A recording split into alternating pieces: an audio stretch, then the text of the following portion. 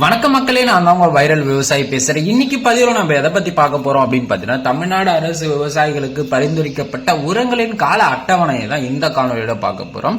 அதாவது நடவு முதல் அறுவடைக்கான உரம் மேலாண்மை பத்தி இந்த காணொலியில நம்ம பார்க்கலாம். சோ அதுக்கு முன்னாடி நம்ம சேனல்ல இன்னும் நீங்க சப்ஸ்கிரைப் பண்ணாத பார்த்துட்டு இருக்கீங்கன்னா சப்ஸ்கிரைப் பண்ணிக்கோங்க, கூடவே பெல் ஐக்கான ஆல்ல செட் பண்ணிக்கோங்க. அப்பதான் நம்ம தினமும் போடுற விவசாய வீடியோ உடனுக்குடன் நோட்டிபிகேஷனா கிடைக்கும். நீங்க ஒரு வீடியோ கூட மிஸ் பண்ணாம பார்க்கலாம். அது மட்டும் இல்லாம நம்ம வீடியோவை கடைசி வரைக்கும் ஸ்கிப் பண்ணாம பாருங்க. அப்பதான் நம்ம என்ன தகவல் சொல்ல வர்றது உங்களுக்கு தெளிவா புரியும். சோ உரங்களின் கால அட்டவணைன்றது ரொம்பவே முக்கியம். எந்தெந்த பருவங்கள்ல எந்த மாதிரியான உரங்களை கொடுத்தா நம்மளுக்கு மகசூலும் கிடைக்கும், நல்ல நெல்வயல் வளர்ச்சியும் கிடைக்கும், நல்ல துருவம் வெடிக்கும் அப்படின்றத நம்ம தெரிஞ்சு வச்சுக்கணும். சோ அதுக்கு டீட்டெயிலா தெரிஞ்சுக்கணும் அப்படின்னு பாத்தீங்கன்னா வாங்க வீடியோக்குள்ள போய்க்கலாம். மூன்றாம் நாள் உரம் அப்படின்னு பாத்தீங்கன்னா, மூன்றாம் நாள் உரத்துல நிறைய பேர் என்ன பண்ணுவாங்க அப்படின்னு பாத்தீங்கன்னா, களைக்கொல்லி போடணும்ன்றதான் யோசிப்பாங்க. அதுக்கு முன்னாடி நம்ம ஜிங்க் சல்பேட்னு சொல்லக்கூடிய இதை போடணும்னு நிறைய விவசாயிக்கு தெரியதில்லை.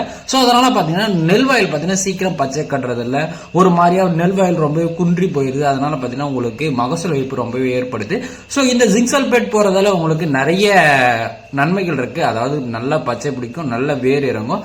8 நாள்ல பச்சை பிடிக்கிற நெல் வயல் 6 நாள்ல உங்களுக்கு பச்சை பிடிச்சிக்கும். இந்த மாதிரியான சிறப்பு அம்சங்கள் கொண்டது இந்த ஜிங்க் சல்பேட். இதனோட ஃபுல் வீடியோ பார்த்தீங்கன்னா டிஸ்கிரிப்ஷன்ல லிங்க் கொடுக்குறேன், மறக்காம செக் பண்ணி பாருங்க. அது மட்டும் இல்லாம இந்த சூப்பர் ரேசர் களைக்கொல்லி பாத்தீங்கன்னா 3வது நாளே தெளிக்கணும். நீங்க 3வது நாள் நீங்க இந்த சூப்பர் ரேசர் களைக்கொல்லி தெளிக்கல அப்படின்னு பாத்தீங்கன்னா, இந்த கவுன்சில் ஆக்டிவ்னு சொல்லக்கூடிய களைக்கொல்லியை நீங்க ஒரு 12 நாளுக்குள்ளே தெளிக்கலாம். அதாவது முளைச்சு வந்த 2 இலையில் இருக்கிற களைகள் கூட இந்துக்கே இருக்கும். சோ 3ஆம் நாள் ஒரு ஏக்கருக்கு எவ்வளவு போடலாம் அப்படின்னு பாத்தீங்கன்னா, ஜிங்க் சல்பேட் 5 கிலோல இருந்து ஒரு 10 கிலோ வரைக்கும் நீங்க பயன்படுத்தலாம். அதுவே நீங்க கவுன்சில் ஆக்டிவ் பயன்படுத்த போறீங்க, 3ஆவது நாள் அதுக்கு மேல போயிருச்சு, கவுன்சில் ஆக்டிவ் பயன்படுத்தணும், எவ்வளவு பயன்படுத்தலாம் அப்படின்னு கேட்டீங்கன்னா, ஒரு 45 கிராம்ல இருந்து ஒரு 60 கிராம் வரைக்கும் நீங்க பயன்படுத்தலாம். மேக்சிமம் 45 கிராமே போதுமானது. அதுக்கு மேல போச்சு, களை கொஞ்சம் அதிகமா இருந்துச்சு அப்படின்னு பாத்தீங்கன்னா 60 கிராம் யூஸ் பண்ணுங்க. சூப்பர் ரேசர் பாத்தீங்கன்னா உங்களுக்கு ஒரு ஏக்கராவுக்கு 600 ml இருந்தாவே போதும். 15 to 25ஆம் நாள்ன்ற உரம்ன்றது ரொம்பவே முக்கியமான உரங்கள். சோ இந்த உரம் தான் நம்ம நெல் வயல அதிக மகசூல் எடுக்கிறதுக்கு உறுதி பண்றது. ஏன் அப்படின்னு பாத்தீங்கன்னா, இந்த 15 to 25ஆம் நாள் போடக்கூடிய உரம் தான் பாத்தீங்கன்னா நெல் வயல தரமான வளர்ச்சி கொடுக்கும். அது மட்டும் இல்லாம அதிகப்படியான தூர்கள் கட்ட வைக்கும். சோ அதுக்கான உரங்கள் அப்படின்னு பாத்தீங்கன்னா உங்களுக்கு யூரியா ஏக்கராவுக்கு 45 கிலோல இருந்து 65 கிலோ வரைக்கும் நீங்க பயன்படுத்தலாம். ஒரு மூட்டையின் விலை அப்படின்னு பாத்தீங்கன்னா 300 ரூபாய் வரைக்கும் வாங்கலாம். சோ காம்ப்ளெக்ஸ் உரம் அப்படின்னு பாத்தீங்கன்னா 50 கிலோல இருந்து 75 கிலோ வரைக்கும் நீங்க பயன்படுத்தலாம். இதோட ஒரு மூட்டையின் விலை அப்படின்னு பாத்தீங்கன்னா பேசிக்கா 1300 ரூபாய் வரும். மைக்ரோ நியூட்ரியன்ட் அதாவது குருணை அப்படின்னு பாத்தீங்கன்னா உங்களுக்கு நுண்ணூட்ட கலவைன்னு சொல்லுவாங்க. 4 கிலோ இருந்து ஒரு 10 கிலோ வரைக்கும் யூஸ் பண்ணலாம். 10 கிலோ பேக் வரைக்கும் வரும். 4 கிலோ போட்டாலும் அதே வீரியம் தான், 10 கிலோ போட்டாலும் அதே வீரியம் தான். அதோட விலை அப்படின்னு பாத்தீங்கன்னா 650 ரூபாய் வரைக்கும் வரலாம். சோ பிப்ரோனியல் அப்படின்னு பாத்தீங்கன்னா உங்களுக்கு 0.6ன்னு சொல்லிட்டு கண்டென்ட்ல வரும், 0.3 வரும், 0.4 வரும், 0.5 வரும். ஸோ அது பார்த்தீங்கன்னா 4 கேஜி பார்த்தீங்கன்னா மினிமம் ரேட் அப்படின்னு பார்த்தீங்கன்னா உங்களுக்கு 1500 ரூபாயில இருந்து ஒரு 1650 ரூபா வரைக்கும் ஒரு லோயஸ்ட் பிரைஸ்லேயே இருக்கு, நீங்க வாங்கி பயன்பெறலாம். அது மட்டும் இல்லாம 2ஆம் உரம் அப்படின்னு பாத்தீங்கன்னா 45 to 50ஆம் நாள். இதுல எந்தெந்த உரங்களை கொடுக்கலான்றதுக்கு முன்னாடி இது எந்தெந்த பயிர்களுக்கு போடலான்றதை நம்ம தெரிஞ்சுக்கணும். ஏன் அப்படின்னு பார்த்தீங்கன்னா எல்லா வயலுக்குமே இந்த 2ஆம் நிலை உரம் தேவைப்படாது. சோ நேரடி நெல் விதைப்புக்கு கண்டிப்பா இந்த 2ஆம் நிலை உரம் தேவைப்படும். மிஷின் நடவா இருந்தாலும் கண்டிப்பா இந்த 2ஆம் நிலை உரம் தேவைப்படும். சோ அதுவே நீங்க கை நடவு நட்டுருந்தீங்க அப்படின்னு பார்த்தீங்கன்னா மேக்சிமம் தேவைப்படாது. அப்படி தேவைப்பட்டுச்சு அப்படின்னு பார்த்தீங்கன்னா ஏக்கராவுக்கு ஒரே ஒரு மூட்டை அமோனியம் சல்பேட் மட்டும் நீங்க வீசுங்க, போதுமானது. சோ இதுவே நீங்க நேரடி நெல் விதைப்பு பண்ணி இருந்தீங்க அப்படின்னு பாத்தீங்கன்னா இந்த அமோனியம் சல்பேட் இல்ல ஜிங்கிள் சூப்பர் பாஸ்பேட் இல்ல இந்த ஃபேக்டம்பாஸ், இது 3த்துல ஏதாச்சும் ஒண்ணு நம்ம கீழே குறிப்பிட்டிருக்கிற அளவுல எடுத்து வீசுங்க. சோ அதாவது நீங்க அமோனியா வீசுனீங்க அப்படின்னு பாத்தீங்கன்னா 40 கிலோவும், ஜிங்கிள் சூப்பர் பாஸ்பேட் யூஸ் பண்ணீங்க அப்படின்னு பாத்தீங்கன்னா 70 கிலோவும், இதுவே நீங்க ஃபேக்டம்பாஸ் யூஸ் பண்ணீங்க அப்படின்னு பாத்தீங்கன்னா 40 கிலோவும், அது கூட கம்மியான யூரியாவை கலந்துக்குங்க. அமோனியா போட்டா தனியாவே போட்டுருங்க.